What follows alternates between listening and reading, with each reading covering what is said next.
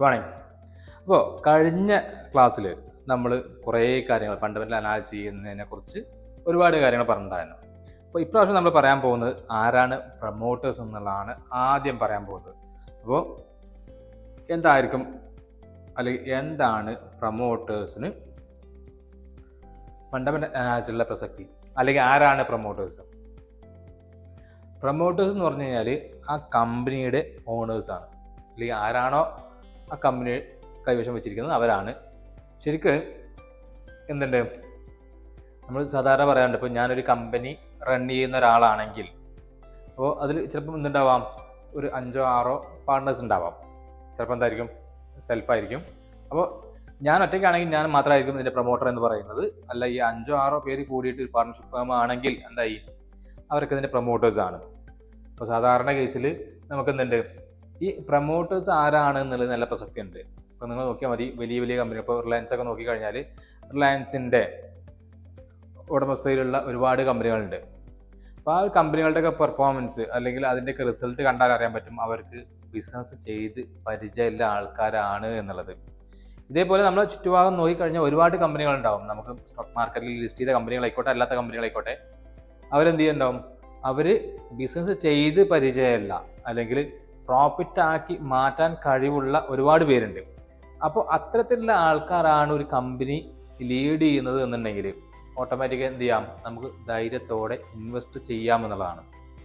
അപ്പോൾ ഏത് കമ്പനി ആയിക്കോട്ടെ അതെന്ത് ചെയ്യാൻ പറ്റും, നമുക്ക് ധൈര്യമായിട്ട് ഇൻവെസ്റ്റ് ചെയ്യാമെന്നുള്ളത് തന്നെയാണ്. കാരണം നമ്മൾ ഈ പ്രൊമോട്ടർ ആരാന്ന് നോക്കുന്നത് കൂടി അവർ ഇതിനു മുമ്പ് ചെയ്ത ബിസിനസ്സുകൾ അല്ലെങ്കിൽ ഇവർ ചെയ്തുകൊണ്ടിരിക്കുന്ന ബിസിനസ്, ആ ബിസിനസ്സിൽ നിന്ന് അവരെന്ത് ചെയ്യുന്നുണ്ട്, പ്രോഫിറ്റ് ജനറേറ്റ് ചെയ്യുന്നുണ്ടോ അല്ലെങ്കിൽ ബാക്കിയുള്ള കാര്യം കൂടെ എന്ത് ചെയ്യാൻ പറ്റും, നമുക്ക് ചെക്ക് ചെയ്യാൻ പറ്റുമെന്നുള്ളത് തന്നെയാണ് ഏറ്റവും വലിയ ഒരു കാര്യം. അപ്പോൾ പ്രൊമോട്ടേഴ്സ് ആരാണെന്ന് നോക്കണം, അവർ ഇതിനു മുമ്പ് ചെയ്ത അല്ലെങ്കിൽ അവർ പ്രൊമോട്ടേഴ്സായിരിക്കുന്ന മറ്റുള്ള കമ്പനികളുണ്ടോ എന്ന് നോക്കണം. ഉണ്ടെങ്കിൽ അതിൻ്റെ ബാലൻസ് ഷീറ്റോ അല്ലെങ്കിൽ ബാക്കിയുള്ള കാര്യങ്ങളോ നോക്കിക്കഴിഞ്ഞാൽ ആ കമ്പനി ലാഭത്തിലാണോ അല്ലേ നമുക്കറിയാൻ പറ്റും. ഏതൊക്കെ കമ്പനികളുണ്ടെന്ന് നോക്കാൻ പറ്റും. അത് പിന്നെ എങ്ങനെയാണ് അവർ കൊണ്ടുപോയിട്ടുള്ളത്, അവരുടെ ഒരു ഫ്യൂച്ചർ ഗോൾസ് അല്ലെങ്കിൽ ഇതിനു മുമ്പ് എടുത്ത കമ്പനികളൊക്കെ ലാഭത്തിലാക്കി മാറ്റാൻ അവർ കഴിഞ്ഞിട്ടുണ്ടോ, അല്ലെങ്കിൽ ലോസ് മേക്കിംഗ് കമ്പനികളാണോ അവർ റൺ ചെയ്യുന്നത് എന്നുള്ളതൊക്കെ എന്ത് ചെയ്യാൻ പറ്റും, നമുക്ക് മനസ്സിലാക്കാൻ പറ്റും. ഓരോ കമ്പനിയെക്കുറിച്ചും നമുക്ക് NSE-യുടെ അല്ലെങ്കിൽ BSE-യുടെ സൈറ്റിൽ പോയാൽ നമുക്ക് എന്ത് ചെയ്യാൻ പറ്റും, ഒന്ന് കിട്ടും. അല്ലെങ്കിൽ സ്ക്രീനേഴ്സിൽ പോയാൽ നമുക്ക് എന്ത് ചെയ്യാൻ പറ്റും, ആരാണ് പിന്നെ ഈ പ്രൊമോട്ടേഴ്സ് എന്നുള്ളതിനെ കുറിച്ച് വ്യക്തമായ ഒരു ധാരണ കിട്ടും. അതേപോലെ ഇതിന് മുമ്പ് നമ്മൾ പറഞ്ഞൊരു കാര്യമുണ്ട്, ഇത് നമുക്ക് എന്തുണ്ട്, ഈ പ്രൊമോട്ടേഴ്സിൻ്റെ കയ്യിരിക്കുന്ന ഷെയറുകൾ എപ്പോഴും കൂടുന്നതായിരിക്കും അല്ലെങ്കിൽ കുറയുന്നതായിരിക്കും നമ്മളെ സംബന്ധിച്ച് നന്നായിട്ട് നമ്മൾ എടുക്കാം. ഇപ്പോൾ ഞാൻ നേരത്തെ പറഞ്ഞു, എൻ്റെ കയ്യിലുള്ള ഒരു കമ്പനി, ആ കമ്പനിയുടെ ഷെയർ ഹോൾഡിങ്സിൽ എൻ്റെ അല്ലെങ്കിൽ ഞങ്ങൾ 6 പേരുണ്ട് കണക്കൂട്ടാ, 6 പേരുടെയും ഷെയർ കൂടി 6 പേരുടെയും കൂടിയിട്ട് എന്തുണ്ട്, ഒരു 70% ഉള്ളതും ബാക്കി 30% പബ്ലിക്കിൻ്റെ കയ്യിലോ അല്ലെങ്കിൽ മറ്റുള്ളവരുടെ കയ്യിലോ ആയിക്കോട്ടെ, കുഴപ്പമില്ല. ഞാനൊരു സ്റ്റോക്ക് മാർക്കറ്റിൽ ലിസ്റ്റ് ചെയ്ത കമ്പനിയുടെ പ്രതിനിധിച്ചാണ് പറയുന്നത് കേട്ടോ. അപ്പം ഒരു 70% ഞങ്ങൾ 6 പേരുടെ കയ്യിലും ബാക്കിയുള്ള 30% പബ്ലിക്കിൻ്റെ കയ്യിലാണെന്ന് കണക്കൂട്ടാം. പബ്ലിക് എന്ന് മാത്രമല്ല, FIIs ഉണ്ടാവാം, DIs ഉണ്ടാവാം, ഗവൺമെൻറ് ഉണ്ടാവാം, അതല്ലെങ്കിൽ മറ്റുള്ളവരൊക്കെ ഉണ്ടാവാം. ഓക്കെ, അതാണോ നിങ്ങൾ നന്നായിട്ട് എടുക്കുക? അതല്ല, ഞങ്ങളുടെ 6 പേരുടെ കയ്യിൽ ഒരു 30% 25% ഷെയറേ ഉള്ളൂ, ബാക്കിയുള്ള 75% ആരുടെ കയ്യിലാണ്, പബ്ലിക്കിൻ്റെ കയ്യിലാണ്. അപ്പോൾ ഫസ്റ്റ് സിനാരിയോ 1 എന്തുണ്ട്, സിനാരിയോ 1 പ്രൊമോട്ടേഴ്സിൻ്റെ കയ്യിൽ 70%, ബാക്കി മറ്റുള്ളവരുടെ കയ്യിൽ. രണ്ടാമത്തെ സിനാരിയോ എന്ന് പറയുന്നത് എന്തുണ്ട്, പ്രൊമോട്ടേഴ്സിൻ്റെ കയ്യിൽ എത്ര ഉണ്ട്, ഒരു 25%, ബാക്കിയുള്ള 75% പബ്ലിക്കിൻ്റെ കയ്യിലാണെങ്കിൽ നിങ്ങളിതിൽ ഏത് കമ്പനി എനിക്ക് സെലക്ട് ചെയ്യാം? ഈ ഫസ്റ്റ് പറയുന്ന കമ്പനിയാണോ അല്ലെങ്കിൽ സെക്കൻഡ് പറഞ്ഞ കമ്പനിയാണോ സെലക്ട് ചെയ്യുന്നുണ്ടാവുക? എന്തായാലും ഒട്ടുമിക്ക ആൾക്കാരും സെലക്ട് ചെയ്യാൻ സാധ്യത ഉള്ളത് ഏതായിരിക്കും, കൂടുതൽ പ്രൊമോട്ടർമാർ ഹോൾഡ് ചെയ്യുന്ന കമ്പനി ആയിരിക്കും എന്നിട്ടാവുക സെലക്ട് ചെയ്യാൻ സാധ്യത ഉണ്ടാവുക.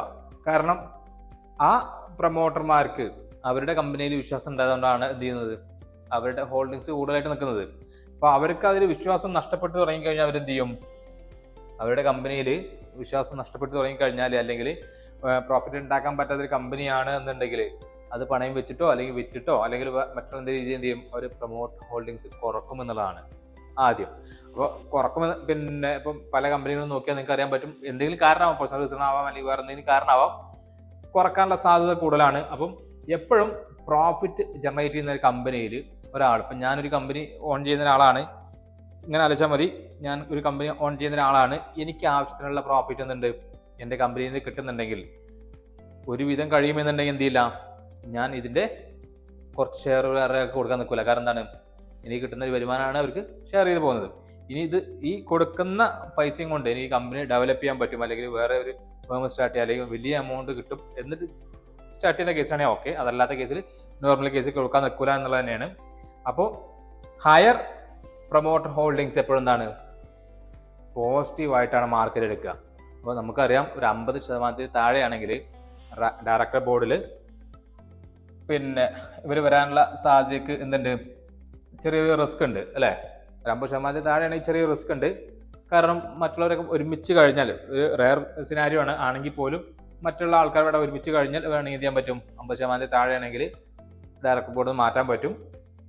എപ്പോഴും നല്ലത് ഒരു 50-ൻ്റെ മുകളിലുള്ള ഒരു 51%-നെങ്കിലും മുകളിൽ പ്രൊമോട്ടർമാരുടെ കയ്യിലുള്ള കമ്പനികളായിരിക്കും ഏറ്റവും നല്ലത് എന്ന് പറയുന്നത്.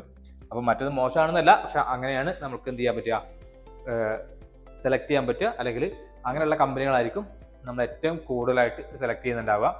ഇനി രണ്ടാമത്തെ സിനാരിയോ പറഞ്ഞാൽ പ്രൊമോട്ടർ ഹോൾഡിങ്സ് കുറവാണ്, വളരെ കുറവാണ്. അതായത് 25% അല്ലെങ്കിൽ 20%, ചിലപ്പോൾ 0 ഒക്കെ ഉണ്ടാവാം. അപ്പോൾ അവിടെ ഇൻവെസ്റ്റ് ചെയ്യുന്ന സമയത്ത് ചെറിയൊരു പേടി ഉണ്ടാവും. ഇപ്പോൾ ഒരു പ്രഷർ സെൻസിറ്റീവ് സിസ്റ്റം എന്ന് പറയുന്ന ഒരു കമ്പനി ഞാൻ കുറച്ച് മുമ്പ് കണ്ടു, പെന്നി സ്റ്റോക്ക്, ഒരു സ്മോൾ ക്യാപ് സ്റ്റോക്കാണ്, അതിൽ 0% ഒക്കെ തോന്നുന്നുണ്ട് പിന്നെ പ്രൊമോട്ടർ ഹോൾഡിങ്സ്. അപ്പോൾ അങ്ങനെയുള്ള ഒരു കമ്പനിയിൽ ഞാൻ കൊണ്ടുപോയിട്ട് ഇൻവെസ്റ്റ് ചെയ്യുന്ന സമയത്ത്, ഞാൻ ആ കമ്പനി മോശം പറഞ്ഞാൽ കേട്ടോ, അങ്ങനെ സമയത്ത് ഞാൻ 2 പ്രാവശ്യം ആലോചിക്കും, എന്ത് അതിൽ ഇൻവെസ്റ്റ് ചെയ്യണോ, ഇൻവെസ്റ്റ് ചെയ്താൽ റിസ്ക് എന്തായിരിക്കും എന്നുള്ളത്. താരതമ്യേന ഏറ്റവും കൂടുതൽ റിസ്ക് ഉള്ള ഒരു ഇതാണിത്, പ്രൊമോട്ടർമാരുടെ കയ്യിൽ 0% വേണ്ടത് അല്ലേ. പ്രൊമോട്ടർമാരുടെ കയ്യിൽ 0% ആണ് അവിടെ ഏറ്റവും കൂടുതൽ ഉണ്ടാവുക. പബ്ലിക്കിൻ്റെ കയ്യിലാവും മിക്കവാറും ഉണ്ടാവുക. കാരണം പബ്ലിക്കാണ് ഇങ്ങനത്തെ സ്റ്റോക്കുകൾ മാക്സിമം ഹോൾഡ് ചെയ്യാറുള്ളത് എന്നുള്ളതുകൊണ്ട് തന്നെ പബ്ലിക്കിൻ്റെ കയ്യിലാണ് ഉണ്ടാവുക. അപ്പം എപ്പോഴും നോക്കുന്ന കാര്യം, കൂടിയ പിന്നെ പ്രൊമോട്ടർ ഹോൾഡിങ് നല്ലതായിട്ടും വളരെ കുറവുള്ള പ്രൊമോട്ടർ ഹോൾഡിങ് നെഗറ്റീവായിട്ടാണ് നമ്മൾ എടുക്കാറുള്ളത്. അപ്പോൾ പ്രൊമോട്ടേഴ്സ് എന്താണെന്നുള്ളതും, അല്ലെങ്കിൽ പ്രൊമോട്ടേഴ്സിൻ്റെ ഹോൾഡിങ്സ് എന്താണ് എന്നുള്ളതിനെ കുറിച്ചാണ് നമ്മൾ പറഞ്ഞത്. ഇനി പ്രൊമോട്ടേഴ്സ് എന്ത് ചെയ്യാം, അവരുടെ കയ്യിരിക്കുന്ന ഷെയറുകൾ പണയം വെക്കാം. അപ്പോൾ പ്ലഡ്ജ് പെർസെൻറ്റേജ് തന്നെ പറയാം, എത്ര പെർസെൻറ്റേജ് ഷെയർ അവർ പണയം വെച്ചിട്ടുണ്ട് എന്നുള്ളതാണ് നോക്കുന്നത്. അപ്പോൾ ഈ പ്ലഡ്ജ് പെർസെൻറ്റേജ് എന്ന് പറയുന്നത് കുറയുന്നതായിരിക്കോ അല്ലെങ്കിൽ കൂടുന്നതായിരിക്കോ നമ്മളെ സംബന്ധിച്ച് നല്ലത്? പ്ലഡ്ജ് പെർസെൻറ്റേജ് കൂടുന്നതായിരിക്കും അല്ലെങ്കിൽ കുറയുന്നതായിരിക്കും നല്ലത്? അതായത് പ്ലഡ്ജിൽ ഷെയർ എന്ന് പറഞ്ഞു കഴിഞ്ഞാൽ എത്ര ശതമാനം ഷെയറുകൾ, അതായത് പ്രൊമോട്ടർമാരുടെ കയ്യിലുള്ള ഷെയറുകൾ എത്ര ശതമാനം പണയം വെച്ചിട്ടുണ്ട് എന്നുള്ളതാണ് പ്ലഡ്ജിൽ പെർസെൻറ്റേജ് എന്നുള്ളതുകൊണ്ട് ഉദ്ദേശിക്കുന്നത്. എത്ര പെർസെൻറ്റേജ് വരെ നിങ്ങളെടുക്കും? ഇപ്പം ഞാൻ ഒരു കമ്പനിയുടെ പ്രൊമോട്ടറാണെന്ന് ഞാൻ പറഞ്ഞു, 70% ഷെയറുകൾ ഞങ്ങൾ 6 പേരെടുത്തിട്ടുണ്ടെന്ന് പറഞ്ഞു.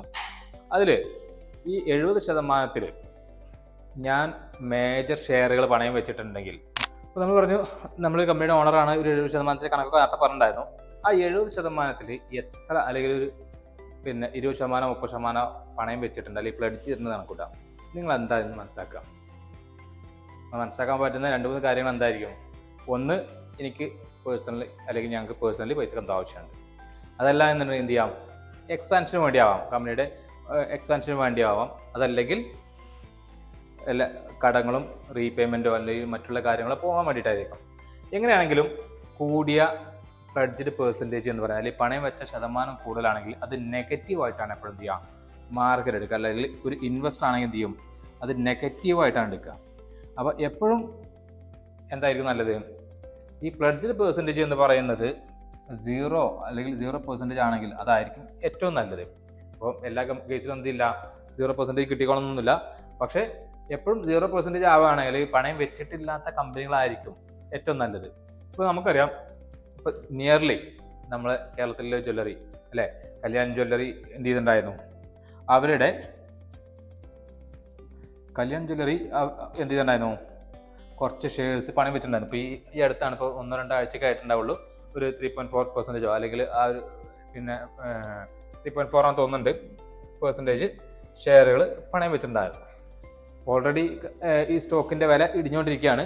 അപ്പോൾ ഈ ഒരു പെർസെൻറ്റേജ് കൂടെ പണയം വെച്ചപ്പോൾ എന്തായിരിക്കും സംഭവിച്ചിട്ടുണ്ടാവുക? കമ്പനി വീണ്ടും താഴേക്ക് വന്നു എന്നുള്ളതാണ്, അല്ലെങ്കിൽ സ്റ്റോക്കിന്റെ വില വീണ്ടും താഴേക്ക് വന്നു എന്നുള്ളതാണ്. ഇൻവെസ്റ്റേഴ്സിന്റെ വിശ്വാസം നഷ്ടപ്പെടും എന്നുള്ളതാണ് പ്രൊമോട്ടേഴ്സ് ഇടക്കിടക്ക് പണയം വെക്കുമ്പോഴുള്ള പ്രശ്നം. അപ്പോൾ നമ്മൾ എന്ത് ചെയ്യണ്ട, ഇങ്ങനെ കണ്ടിന്യൂസ് ആയിട്ട് പണയം വെച്ച് തുടങ്ങിക്കഴിഞ്ഞാൽ നമ്മൾ ഇതിന്ന് പതുക്കെ മാറി നിൽക്കുന്നുള്ളതുകൊണ്ട് തന്നെ മാക്സിമം ഒരു 1-2% വരെയൊക്കെ എന്ത് ചെയ്യാം, നമുക്ക് എടുക്കാം. അല്ലെങ്കിൽ അതിൻ്റെ മുകളിലാണെങ്കിൽ നമ്മൾ എന്ത് ചെയ്യേണ്ട ആവശ്യമില്ല, ഈ ഒരു കമ്പനി നല്ലതായിട്ട് പരിഗണിക്കേണ്ട ആവശ്യമില്ല എന്നാണ് അർത്ഥം. അപ്പോൾ മാക്സിമം നല്ലത് പ്ലഡ്ജ് പെർസെൻറ്റേജ് 0 ആവുന്നതാണ്. ഇനി പ്ലഡ്ജ് പെർസെൻറ്റേജ് 1% അല്ലെങ്കിൽ 2% ഒക്കെ വരികയാണെങ്കിൽ ഓക്കെ.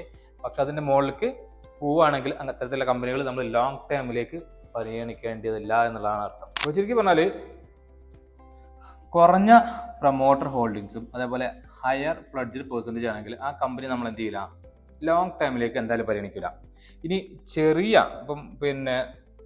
ചെറിയ പ്ലഡ്ജ് പെർസെൻറ്റേജും ഹയർ പ്രൊമോട്ടർ ഹോൾഡിങ്സും ആണെങ്കിൽ അത്തരത്തിലുള്ള കമ്പനികൾ നമ്മൾ എന്ത് ചെയ്യും, ലോങ് ടൈമിലേക്ക് പരിഗണിക്കുള്ളൂ.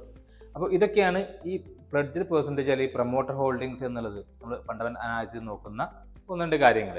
അപ്പം ഇതിലേറെ നന്നായിട്ട് ചെയ്യാൻ പറ്റുന്ന അല്ലെങ്കിൽ നോക്കുന്ന കുറേ ആപ്ലിക്കേഷൻസ് ഉണ്ട്. നമുക്ക് എന്ത് ചെയ്യാൻ പറ്റും, സ്ക്രീനർ പോലുള്ള ആപ്ലിക്കേഷൻസിൽ നമുക്ക് എന്ത് ചെയ്യാൻ പറ്റും, സ്ക്രീനറിൽ കറക്റ്റായിട്ട് എന്ത് ചെയ്യാൻ പറ്റും, എത്ര പെർസെൻറ്റേജ് പ്ലഡ് ചെയ്തിട്ടുണ്ട്, പ്രൊമോട്ടർമാരുടെ ഹോൾഡിങ്സ് എത്രയാണ് എന്നുള്ളതിനൊക്കെ കുറിച്ച് കറക്റ്റായിട്ടൊരു ഡീറ്റെയിൽ എന്ത് ചെയ്യാൻ പറ്റും, സ്ക്രീനറിൽ കിട്ടും. ഇനി NSEയുടെ സൈറ്റിൽ പോയാലും നമുക്ക് എന്ത് ചെയ്യാൻ പറ്റും, ഇങ്ങനത്തെ ഡാറ്റ കിട്ടും. NSEയുടെ അല്ലെങ്കിൽ BSEയുടെ സൈറ്റിൽ പോയാലും നമുക്ക് NSEയിലോ അല്ലെങ്കിൽ BSEയുടെ സൈറ്റിൽ പോയാലും നമുക്ക് എന്ത് ചെയ്യാൻ പറ്റും, പ്ലഡ്ജ് പെർസെൻറ്റേജിനെ കുറിച്ചും പ്രൊമോട്ടർ ഹോൾഡിങ്സിനെ കുറിച്ചുള്ള ഡാറ്റാസ് കിട്ടും.